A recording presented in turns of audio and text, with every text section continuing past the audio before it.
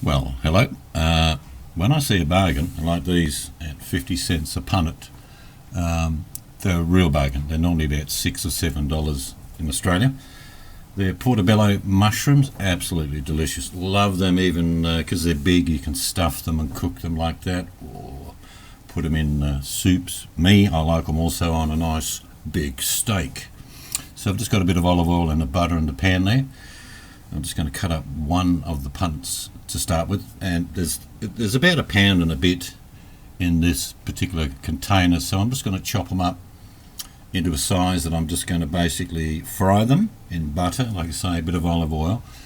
And even though you will see that it seems like a lot of mushrooms to start off with, it'll only be like one punnet will do two people if you're going to have a soup, or if you're going to have even pasta, with bacon and cream and bits and pieces. So that's one punnet, as you see, cut up. That's going to go straight into the pan now that's hot with the olive oil and the butter, and just going to cook them down, just cook them up. And like I say, it seems like a lot now, but at the end you'll see how it reduces. There's a lot of moisture in mushrooms. What I'm going to end up with is just mushrooms that are cooked through with some butter. They're going to be like a buttered mushroom, and then I'll put them in some Ziploc bags and put them in the freezer.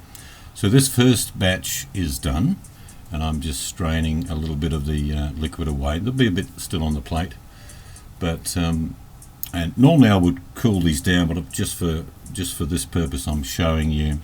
I'll take them out of the pan, put them in the plate, and I'll put them in the bag so this video doesn't go forever. And all I do is add the other punnet into the pan, add a little bit more butter, and it'll do the same thing. So for $1 I've ended up with about 2 pounds of mushroom. It'll be reduced down to about half a pound each, but that'll do a meal each. And like you see how much in the pan. That's what it was, and now it's only going to be. Now I'll just put a date on that Ziploc bag. These mushrooms will get eaten pretty quickly, but they'll be in the freezer for maybe 1 or 2 weeks.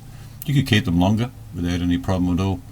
As you see, I'm just using some tongs to take the mushrooms away from a lot of the juice, and that juice can be used in sauces, and like I say, you could make soups out of these mushrooms. You make what you like, but it's the bargain. It's a case of I'm not going to eat them now, so I'll process them and put them in the freezer. So with that said, in the bag they go, and all I'm going to do to make it easier when they're going to be thawed out is flatten out a layer. So they'll go in the freezer as a layer of mushrooms, and all I do when I want to cook something with mushrooms is take them out of the freezer and they're ready to go. If you have been, thank you for watching.